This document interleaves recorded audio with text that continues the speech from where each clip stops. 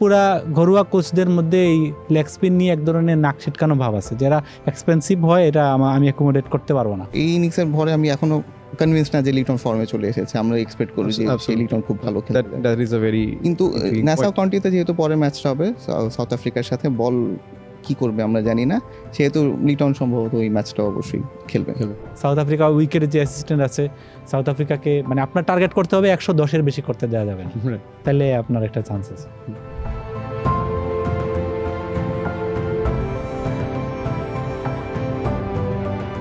The T20 World Cup has come alive. For at least us, it has come alive because Bangladesh have won their opening fixture against Sri Lanka. যেটাকে বলা হচ্ছিল যে most important fixture, যে for us going in to this world cup because of the build up we have had.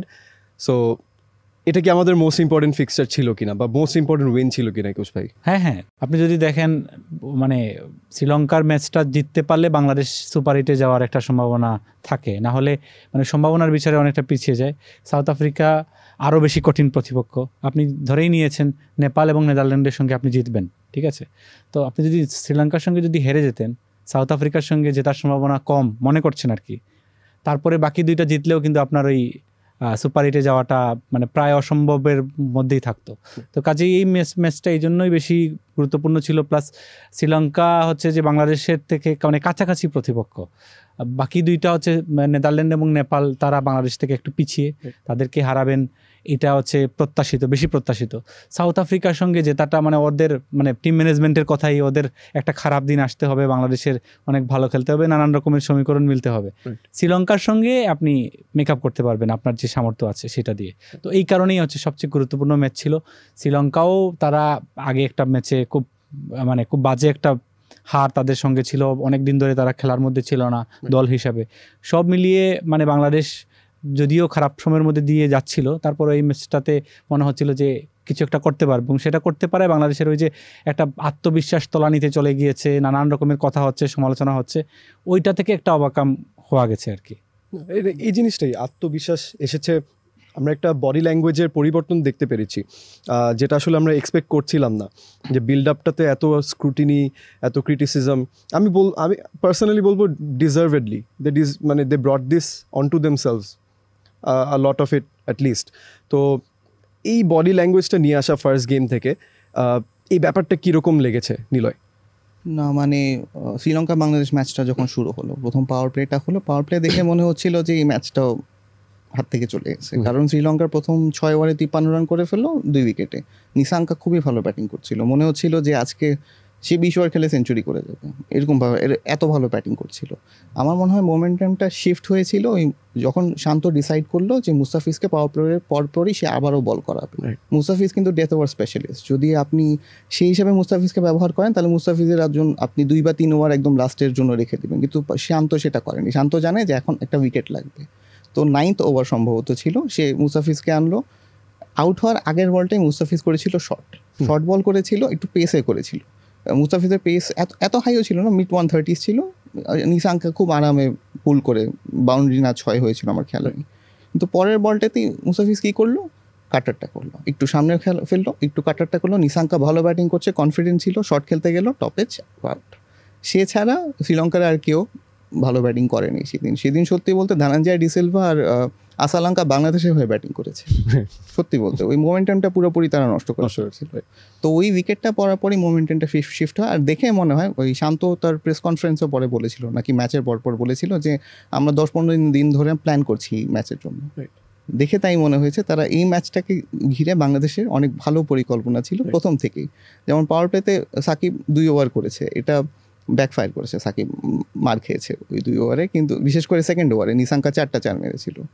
কিন্তু মানে এর আগের ম্যাচে ইউএসএ পাকিস্তানের ম্যাচে লেফট আর্ম স্পিনারটা পাওয়ার প্লেতে ভালো করেছিল। তো ওদের প্ল্যান ছিল ওই একই, যেহেতু আমাদের left arm spinner best Shakib, আমরা সাকিবকে দিয়ে বল করাবো, কিন্তু কাজে দেয়নি, নিসাঙ্কা খেলে দিয়েছে। তো পরিকল্পনা ছিল, খুব প্ল্যান্ড ওয়েতে বাংলাদেশ গিয়েছে, এবং কি ভাগ্য সহায় ছিল কিছু জায়গায়, ব্যাটিং খুবই খারাপ হয়েছিল, তাও ভাগ্য সহায় ছিল, তো বাংলাদেশ জিতে গিয়েছে। এখন সামনে আরও ম্যাচ আসছে, এখন সামনে বড় প্রতিপক্ষ মানে গ্রুপ ফেভারিট যারা সাউথ আফ্রিকা, কিন্তু গ্রুপ ফেভারিট হলেও নিউ ইয়র্কে তারা যে প্রথম 2 ম্যাচটা জিতেছে তার গ্রুপ ফেভারিটের মতো জিতে নেই।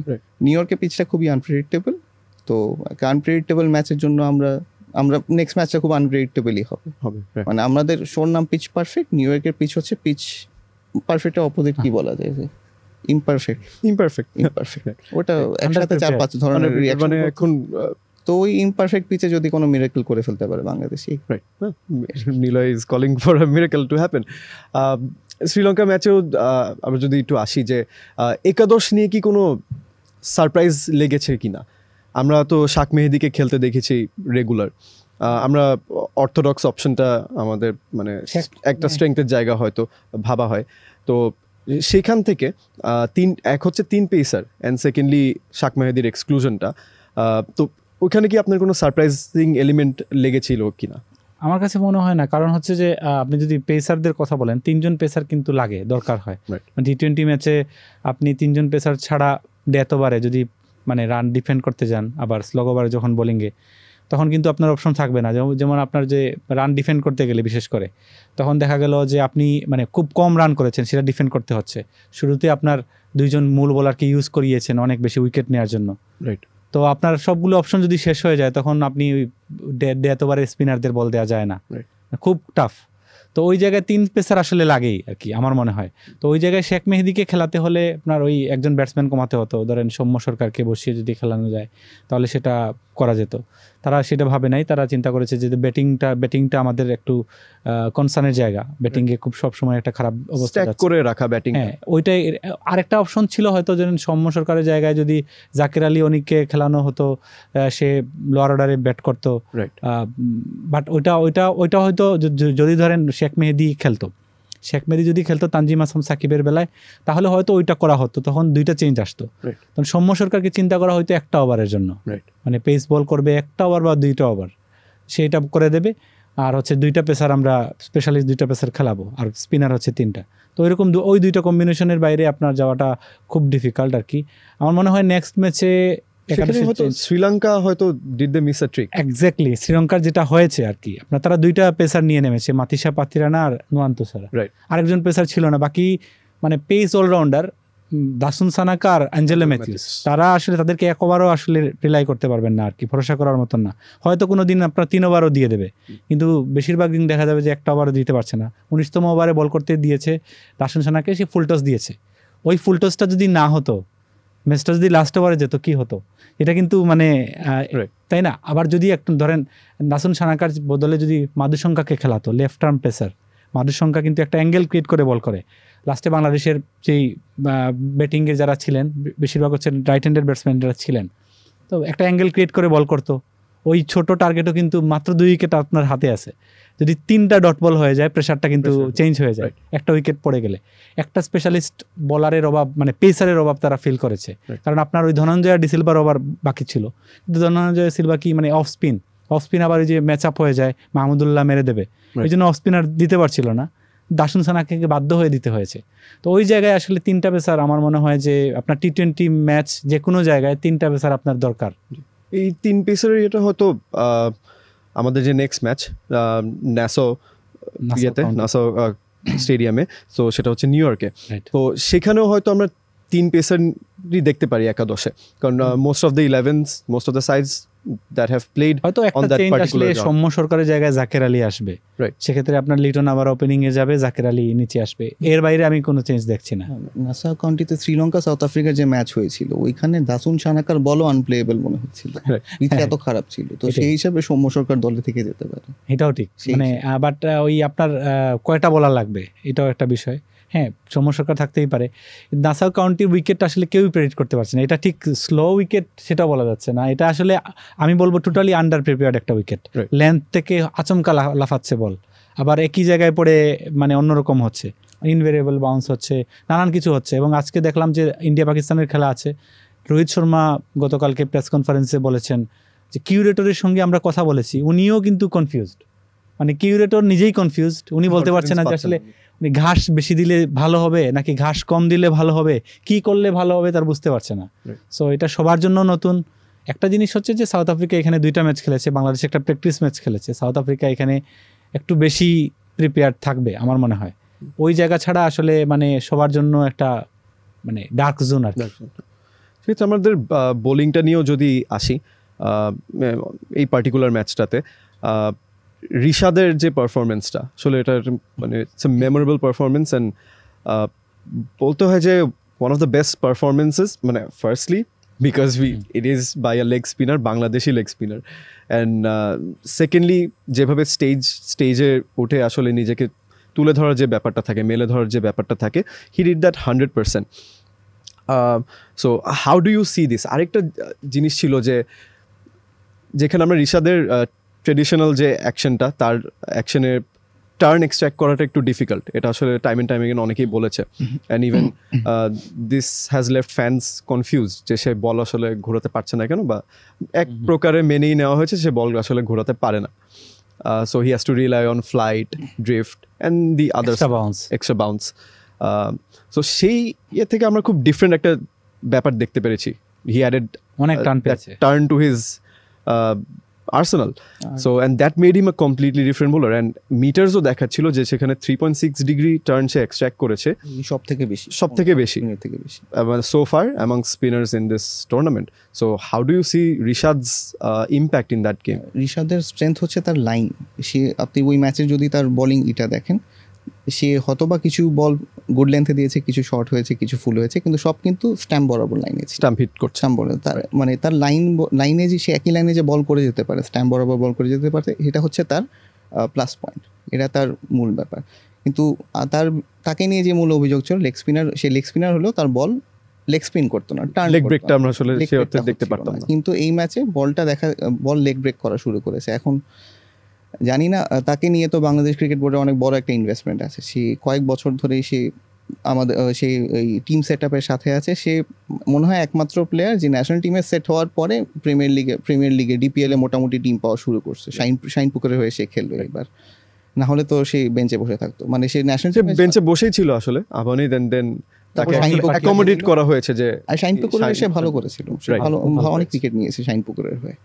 তো তাকে কিন্তু সে ডিপিএল টিমে না পেলেও তাকে সবসময় এই টিমে রাখা হতো, এইচপি টিমে রাখা হতো, সবসময় এইসব স্কোয়াডে কিন্তু রিশাদ হোসেন নামটা থাকতো। অনেক বড় একটা ইনভেস্টমেন্ট ছিল, আর এখন মনে হচ্ছে সেই ইনভেস্টমেন্টটা কাজে দিচ্ছে। রিশাদ হোসেনের মানে এরকম টল লেগ স্পিনারগুলো তাদের মূল অ্যাডভান্টেজ হচ্ছে তাদের হাইট।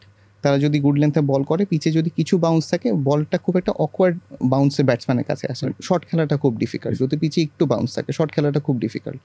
তো আর বাংলাদেশ টিমের জন্য এই ভ্যারাইটিটা খুব প্রয়োজন। সব হচ্ছে finger spinner, off spinner, left arm spinner বা রাইট আর্ম স্পিনার। তো যদি ওদের জন্য যদি পিচে অ্যাসিস্ট্যান্ট না থাকে, আর সাকিবের মতো যদি অনেক ভ্যারিয়েশন না থাকে, অনেক স্কিল না থাকে, তাহলে কিন্তু যে ভালো একটা ব্যাটার আপনার এগেনস্টে কি বলবো 3-4টা 6 মেরে দিতে পারবে। রাইট। কিন্তু রিশাদ হোসেনের ক্ষেত্রে যেহেতু তার হাইট আছে, সে যেহেতু এখন বল টার্ন করানো শুরু করেছে, যেটা আমাদের জন্য খুব ভালো কথা। আর সেহেতু সে একটা খুবই ভাইটাল অপশন হবে আমাদের জন্য হোয়াইট বল ক্রিকেটে, আর অনেক দিনের জন্য। সে এখন মাত্র তার 21 বছর বয়স, তো আরও অনেক দিন ধরে খেলতে পারবে। আর বাংলাদেশের জন্য আরেকটা ব্যাপার, রিশাদ হোসেনকে টিমে নিলে নাম্বার 8-এ খুব ভালো একটা অপশন বাংলাদেশ পেয়ে যায়। শ্রীলঙ্কার সাথে সে কী করছিল আমি জানি না, যাই হোক তার, কিন্তু আশা করি পরবর্তী ম্যাচগুলোতে সে আর এর থেকে ভালো ব্যাটিংটা দেখা গিয়েছে আসলে, যে একটা using his long livers ability থাকলেই যে প্রত্যেক বলই স্লক করতে হবে এরকম অ্যাবসলিউটলি সে 3টা স্ট্যাম্প ছেড়ে কি করতে গিয়েছিল সে জানে। এন্ড এর আগের বলটিতে আমরা দেখেছিলাম যে সে মাহমুদুল্লাহর সাথে পরামর্শ করে নিয়েছে, যখন জানা যাচ্ছে যে লাস্টের 2 ওভার করার জন্য তাদের মূল কোনো বলার নাই। Right.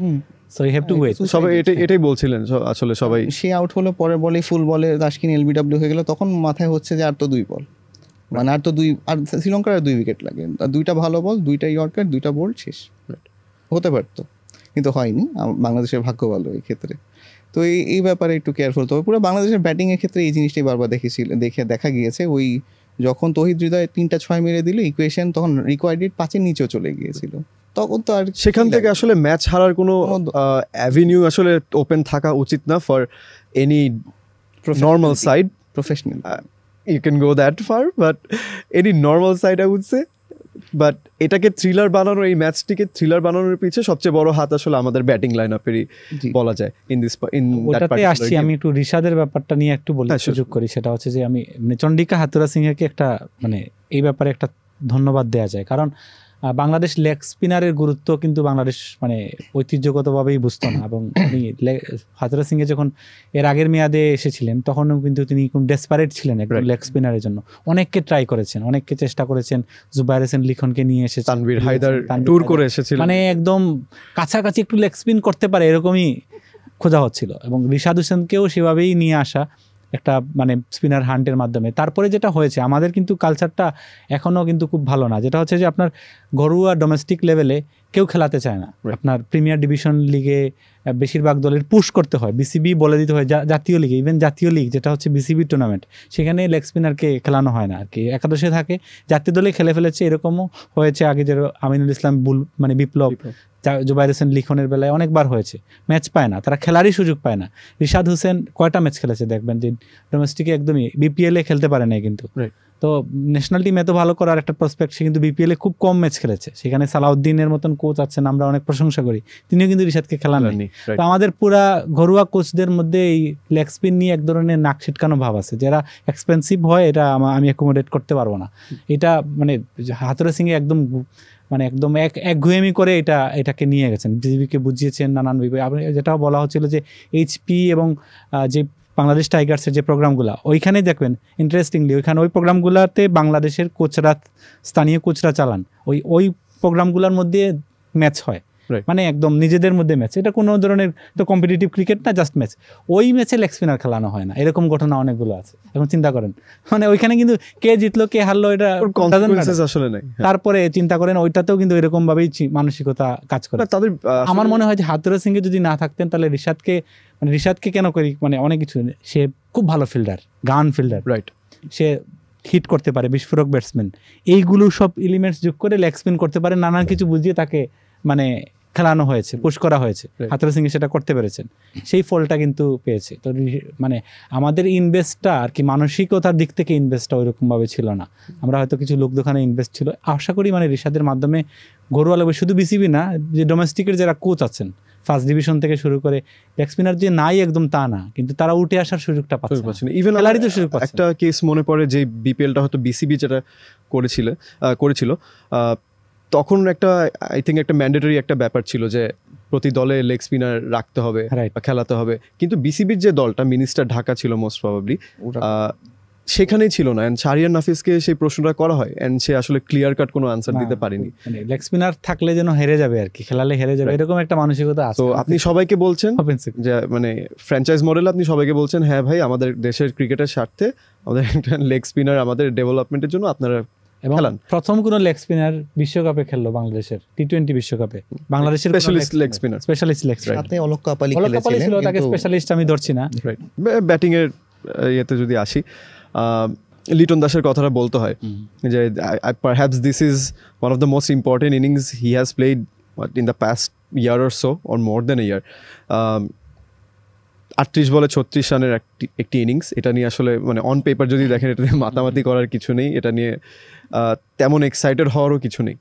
But in the context of the game, ম্যাচটা যেই ব্যালেন্সে ছিল, হাউ ইম্পর্টেন্ট ওয়াজ লিটনস নক?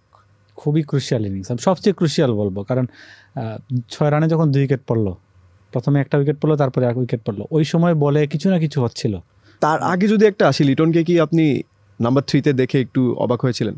না, অবাক হই নাই, কারণ এর আগের ম্যাচে আমরা যেই মানে প্র্যাকটিস ম্যাচটা খেলেছিল, সেখানে কিন্তু লিটন 3-এ খেলেছে, এবং মনে হচ্ছিল যে লিটনকে ক্যারি করবে 3-এ রেখেই, এবং জাকের আলীর কিপিংয়ে যেহেতু একটু সমস্যা হচ্ছে, কিপিং তার অনেক বেশি ভুল হচ্ছে, সেই কারণে মানে লিটন একাদশ থেকেই বাদ পড়ার একটা অবস্থায় আর কি, তার কিপিংয়ের স্কিলের কারণে ঢুকে গিয়েছে, এবং তাকে খেলালে আপনি 3-এই খেলাতে হবে। তো ওইটার মানে একদম ইয়ের মধ্যে ছিল। ওই সময় যেটা বললাম যে বলে কিছু না কিছু হচ্ছিল, খুব ডিফিকাল্ট একটা ফেজ ছিল, একদম একটা ভীতিকর অবস্থা। আর বাংলাদেশের ব্যাটিং তো এমনি ভালনারেবল অবস্থায় আছে, এমনিতে অনেকগুলো অতীতের অনেকগুলো ঘটনা সাথে নিয়ে আছে, এবং নোয়ান তুষারা যে এই বেশি দিন আগে না বাংলাদেশের একদম টপ অর্ডার ধসিয়ে দিয়েছে, ইভেন তাজিদ তামিমের উইকেটটা দেখে ওই রকম মনে হচ্ছিল, মানে পুরো একদম ধ্বংস করে দেবে। ওই জায়গায় লিটনকেই ওই সময় মনে হচ্ছিল যে লিটন যাওয়ার পর একটা ভরসার, মানে একদম সে সাবলীল ছিল, একদম শুরু থেকে বিট হয় নাই, পরাস্ত হয় না, একদম টোটাল কন্ট্রোল, কম্পোজড ছিল। ওইটা থাকার কারণে কিন্তু তাওহিদ হৃদয়ও সে সাহস পেয়েছে যে এখন আমি এক্সেলারেট করতে পারি, যে এক জায়গায় একটা সাইডে খুব কম্পোজড একজন আছে যে যার উপর রিলাই করা যায়, তো আমি যেতে পারি। তো ওই ইনিংসটার মূল্য আসলে অনেক বেশি, ইম্প্যাক্ট ইনিংস, এবং সেইটার কারণে বাংলাদেশ টিম ম্যানেজমেন্ট যেটা করে যে একটা একটা তো ম্যান অফ দ্য ম্যাচ হয়, দেওয়া হয় ইত্যাদি ইত্যাদি, কিন্তু বাংলাদেশের টিমের একটা কালচার শুরু হয়েছে, একটা মেরুন জ্যাকেট দেওয়া হয় Right. ইম্প্যাক্ট প্লেয়ার, মানে ম্যাচের উনি হয়তো মানে ওই ম্যান অফ দ্য ম্যাচ না, সবচেয়ে বেশি রান করে নাই বা সবচেয়ে বেশি উইকেট নেয় নাই, বাট তার পারফরমেন্সটা ছিল সবচেয়ে ইম্প্যাক্টফুল দলের দিক থেকে। কি একটা হ্যাঁ, পারফরম্যান্স। ওই মেরুন জ্যাকেটটা লিটন পেয়েছে, Right. মানে টিম ম্যানেজমেন্ট থেকে দেওয়া হয়েছে, কাজেই ওটার মূল্য তো বুঝতেই পারছেন, Right. খুবই ইম্পর্টেন্ট ইনিংস ছিল, বাট স্কোর কার্ড দেখলে আমরা কিছুই বুঝতে পারবো বুঝতে না। পারবো না।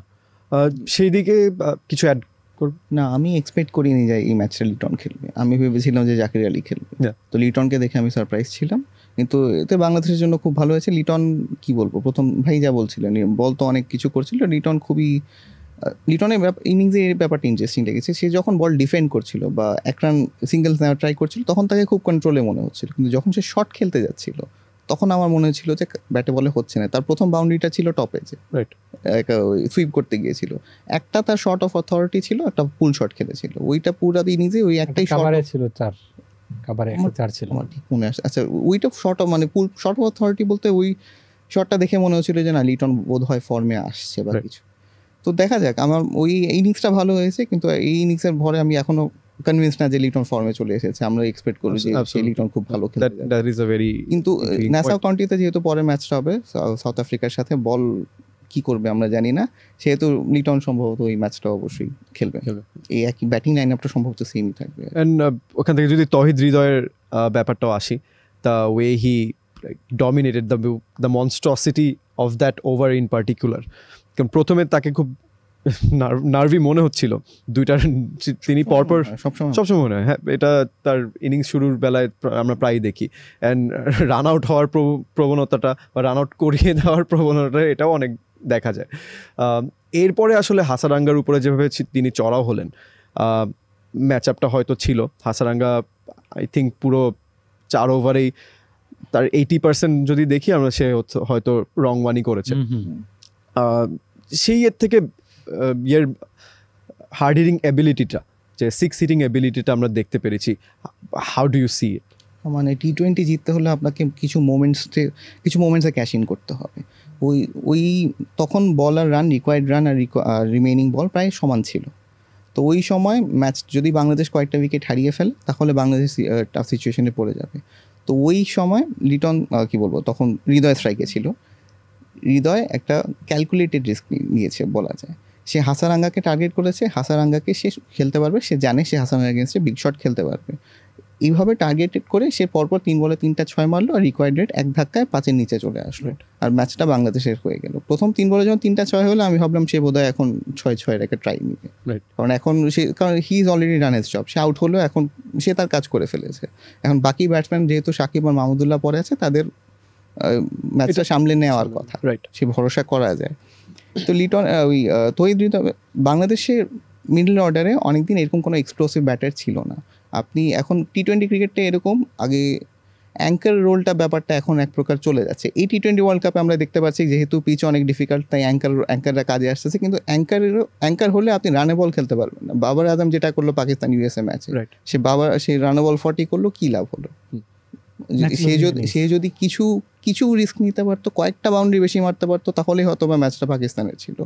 তো তহিদ হৃদয়ের ব্যাপারটা হচ্ছে, সে যখন প্রথম আসলো, সে ন্যাচারালি এগ্রেসিভ ব্যাটার, সে এমনি 4-6 মারা ট্রাই করে, কিন্তু সেই ইনিংসে সে প্রথম দিকে এতটা এগ্রেসিভ ছিল না। এর জন্যই বোধহয় আরও টেন্টেটিভ মনে হচ্ছিল, যেহেতু সে তার ন্যাচারাল খেলাটা খেলতে পারেনি। কিন্তু যখন একটা পার্টনারশিপ হয়ে গেলো, 30+ পার্টনারশিপ হয়ে গেলো, মনে হলো না বাংলাদেশ এখন ঠিক মতো আছে, অন কোর্স আছে, তখন সে একটা ক্যালকুলেটেড রিস্ক নিল যে এই ওভারটা আমি টার্গেট করবো, যেহেতু লেগ স্পিনার আছে আমি টার্গেট করবো।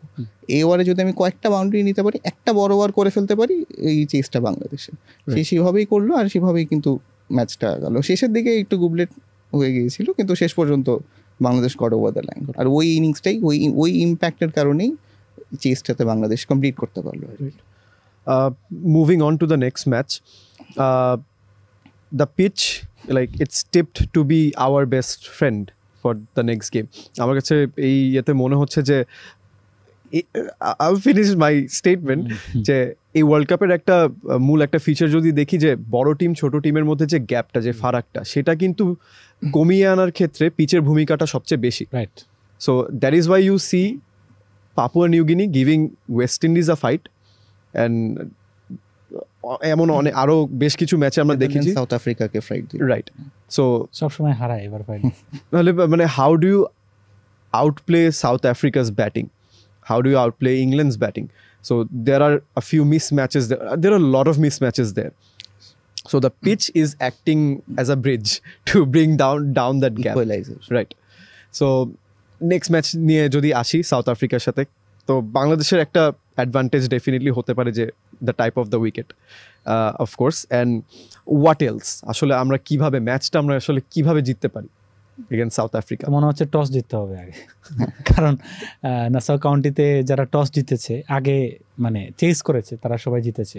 একটা ম্যাচ মাত্র, শুধু একটা কানাডার ম্যাচ বাদ দিলে 3টা ম্যাচ ওইরকমই হয়েছে। কারণ শুরুতেই ব্যাটিংয়ের যেটা হয় যে উইকেট কেমন আচরণ করবে তো আপনি বুঝতে পারছেন না, তাহলে কোন টার্গেট কত রানের জন্য খেলবেন সেটা তো ঠিক নাই। সার্টেন করাটা যে মানে আমি 120-এর জন্য খেলবো না 150-এর জন্য খেলবো, কোনটা আসলে সেফ হবে। কানাডা আবার 160 মানে কি করলো 137 করেছে। ওই দিন মানে উইকেট একটু বেটার ছিল আগের দিনের তুলনায়, বোলিং কিছুটা খারাপ ছিল হয়তো। হতে পারে। আবার আয়ারল্যান্ড 125-25 এরকম কিছু করেছে। সো আমার মনে হয় ওই টসটা খুব ভাইটাল হবে। বাংলাদেশ যদি টস জিতে ডেফিনেটলি আগে ফিল্ডিং নেবে টস জিতে, এবং সাউথ আফ্রিকার ব্যাটিংয়ে কিন্তু কনসার্ন আছে। রাইট। কালকে আমরা যেটা দেখলাম মানে উইকেট তো ডেফিনেটলি ডিফিকাল্ট হয়েছেই, বাট তাদের মানে একটা প্যানিক বাটনেও চাপ পড়ে যায় বোধহয় মাঝে মধ্যে। যেমন একদম প্রথম বলেই যে রান আউটটা হলো কুইন্টেন ডিকক, মানে একদম মানে পাগলাটে বলা যায় আর কিছুই না। তো এরকম যদি কিছু একটা তৈরি হয়, বাট আবার ওদের ব্যাটিংয়ের ডেপথটাও কিন্তু অনেক বেশি। কালকে দেখলাম আপনার ডেভিড মিলার খুবই চমৎকার ইনিংস খেলেছে, এই উইকেটে অসাধারণ একটা ইনিংস খেলেছে আমি বলবো। 12 রানে 4 উইকেট, তারপরে ম্যাচটা জেতা। কেশব মহারাজ পর্যন্ত ব্যাটিং করতে পারে।